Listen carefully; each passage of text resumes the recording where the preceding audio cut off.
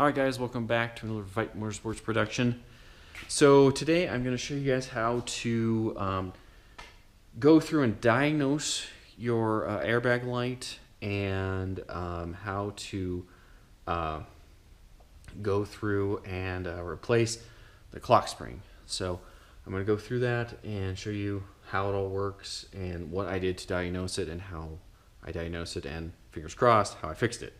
So first thing, always, I don't do a lot of these instructionals, but I didn't find a lot of good stuff online on like how to diagnose it. They left that very vague.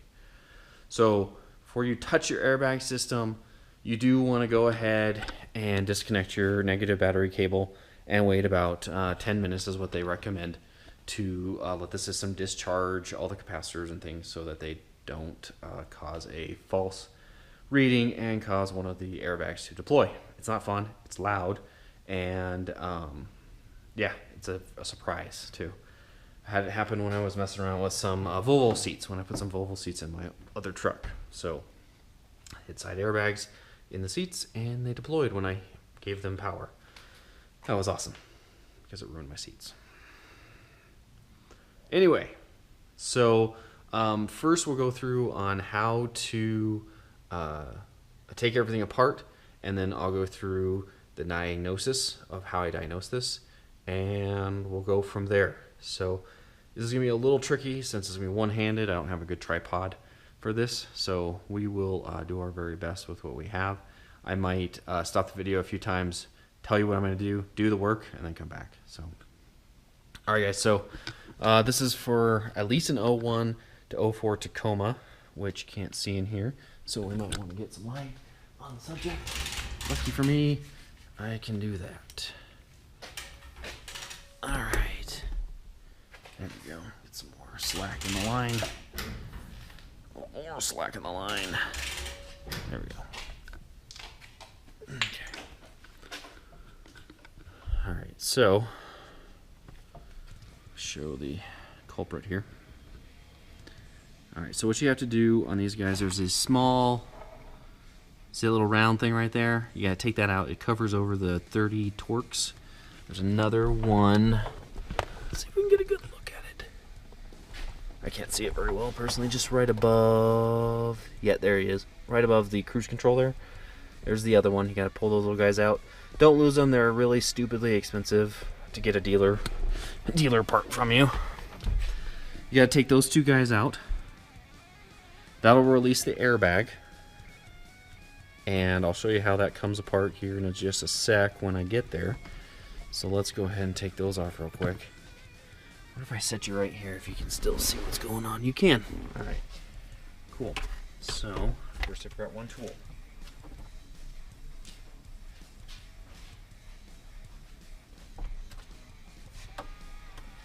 Just a little screwdriver. Again, be really careful. Put them somewhere you can find them, because I think they were $5 a piece if I needed to buy them. And put them in there. Okay, there you go. I've already removed this a few times, so it's not super tight. So I think I can get away with it with doing handheld. Another thing is to keep the tires straight and the obviously the steering wheel as straight as possible. You can hear it. Hear that click? That means it should be all the way out now. Alright, this is a little trickier to get the right angle, just right. And there you go. You wait for that clicking sound. There it is. Okay. Just carefully pull it out. It'll just come out just like that. Okay. Set it there. Get a better look. So that's how it looks. You'll disconnect this right here, this wire. Don't disconnect it from this on these Tacomas. The newer models you can, but on these you want to disconnect right here. And we'll go and take that off real quick. I've done this a few times, so it's a little easier. Oh, I should explain that. A little trickier. You get this little white clip. You got to pull that back and then pull it out. There it goes. There's also a small, get you back in here. Can you see them? It's hard to see without me pointing it out, and it's moving. There it is, right there. It's a ground wire. Go and disconnect that. Alright, set this to the side carefully. It is an explosive technically.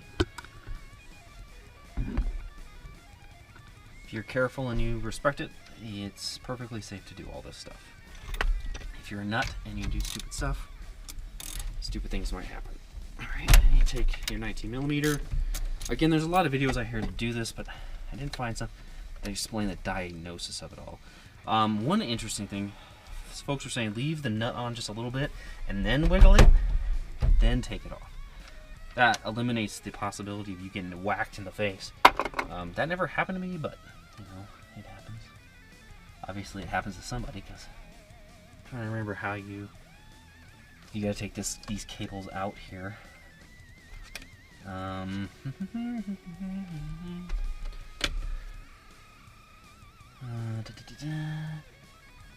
it comes out. I can't remember how it comes out. I think it's. Yeah, I've taken this apart many times. There it goes. Okay, there we go. This little pressure, it pops out, and you should be able to just get this wire around that, and the steering wheel's out. Okay. And once again, I don't have a tool.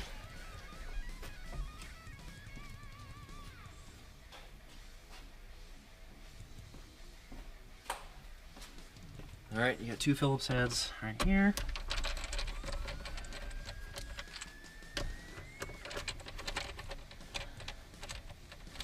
Okay. If you're curious what code it is, I will put that in the description, but I don't remember the code off the top of my head. There's also a small little machine screw down here. That also has to come out. Alright. There it is, it's out. Cup holders, my friend. And then you should just be able to separate these right here. Those, and they come apart. Alright, this here is your clock spring. Okay. This is the original clock spring. The one thing that was described to me from A1 is that the number 5 means it has 5 turns.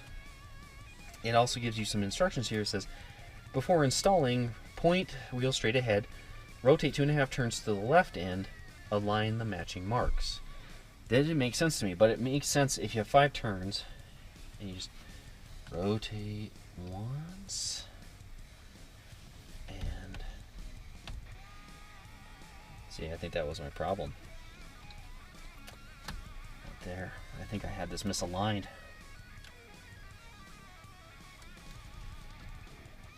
So it's and 1 and 2 and 3. That's where they line up. So I don't know. Anyway,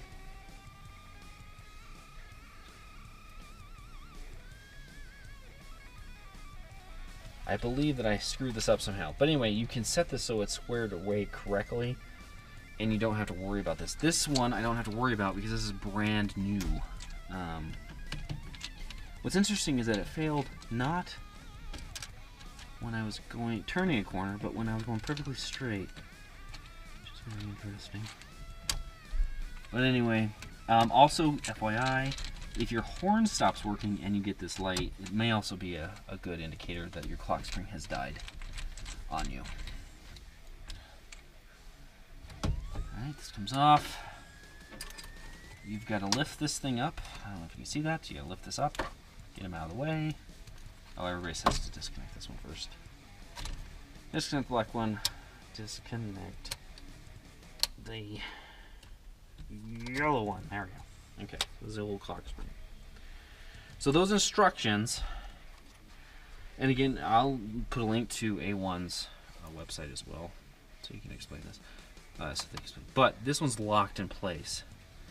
So we know that this one's okay. We also know that this is where we want it. It's aligned properly, so we will set it on here and before I close everything up, actually, I'm going to do that now. So what happened was, alright, so there's a box. Let's get you where you can see. Down there, behind your power outlets, there's a box down there that has 3 plugs going into it. Has 3 plugs. The middle one is the one you're worried about. And what you're going to do is you're going to unplug that middle one, and there's a blue and a green wire sitting right next to one another. Those are the wires that go up to here. Right here, these are these wires. So what you do is you start working your way out. So you unplug it from here, unplug it from here, and see if what your resistance is through the line. If it's below 1 ohm, you're good. If it's above 1 ohm or at 1 ohm, you're in trouble. So I did that. Everything panned out. The best way of saying it is the wire good. Everything panned out. Plugged. Then you plug in your clock spring. And you go through and find the resistance through this line. If you find that it's below 1 ohm, you're good. If it's above, then you're in trouble. Well, I was finding that it was fine until I started messing with it. I would turn it just a tad, and I get all kinds of crazy readings in it. So that's how I diagnosed it. So just took a multimeter on ohm setting and had to mess around with it. So that's how I diagnosed that it was the clock spring, it wasn't the wire, and it wasn't that box. That's what you're basically trying to eliminate between all of those. So.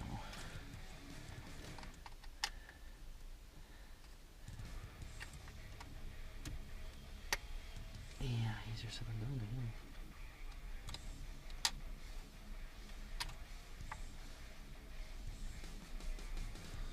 Seems like it was the same.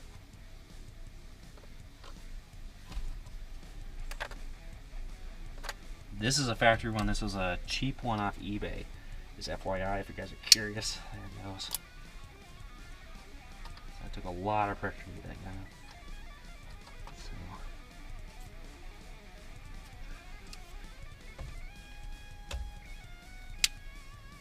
Okay, let's put him in. That to do that.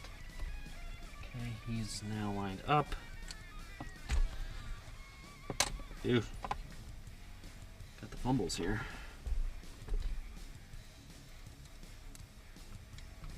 Just gotta tighten back in.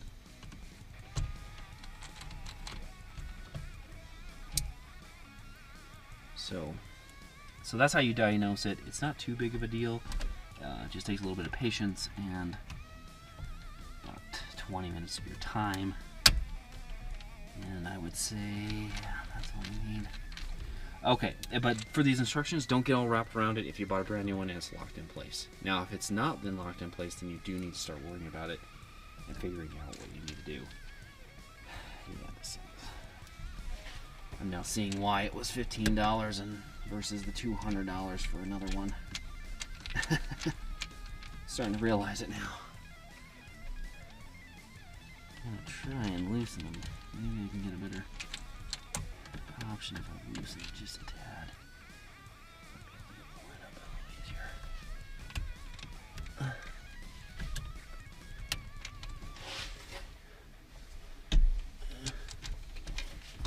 It's a little trickier.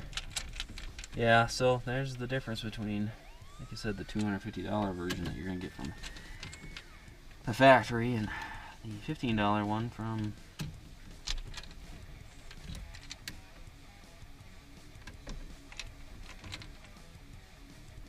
eBay. So I'm hoping it works. I think it's worth a shot. So okay. So there's that. Should be able to now pull this out. Doesn't have to be locked in place anymore. And the other thing I noticed on this one, this cheap one, is there's no little arrow here. There should be an arrow here pointing to a point.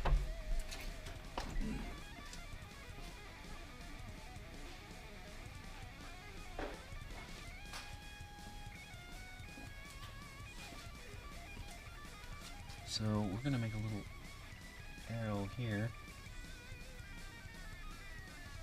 Hopefully that will not wear off. It'll be there for us. Hopefully not next time. But there you go. So then you just got to feed that line through there. Wait a minute, wait. Don't do that. Don't listen to me. I don't know why I speak. We gotta put this on first.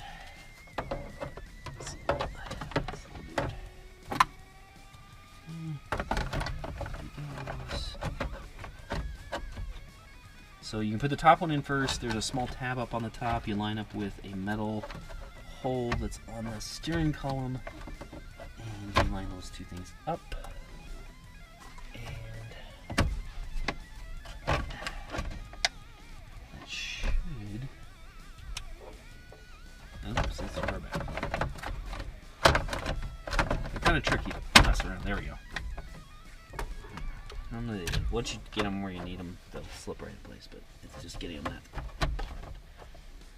that far is hard. Difficult.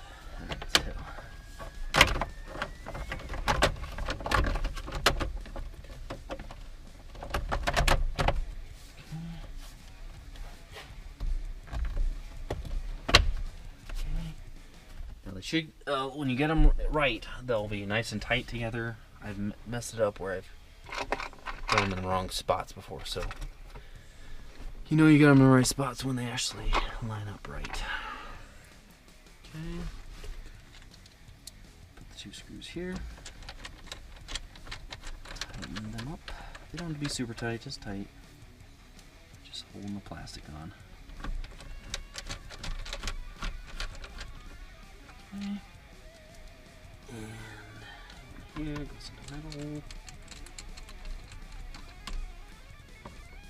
There it is. Okay. Bring him back up where it was. Goes there.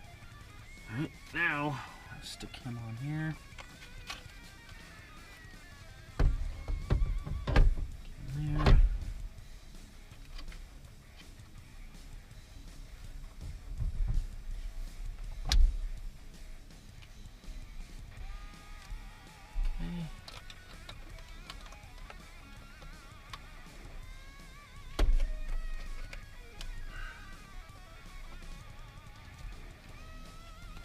Okay, let's see what we do. Okay. I've done this once when I first rebuilt the truck. I forgot this silly nut. That's not a good thing. It's not very exciting to drive down the road. To find out that you forgot to put that guy in. Let me tell you. There we go. There's that. Next is to take yours.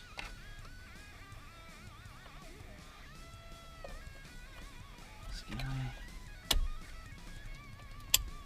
That. Okay.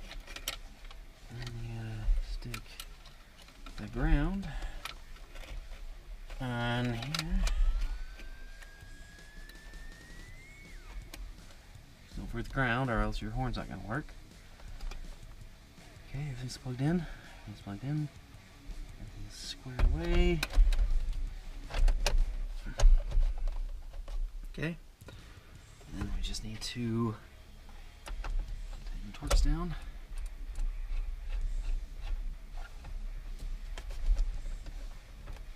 So we just got to jiggle it, just go right. There it is. Right.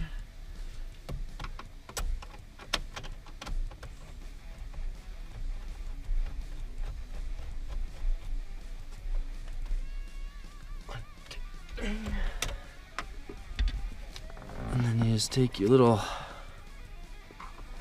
dudes.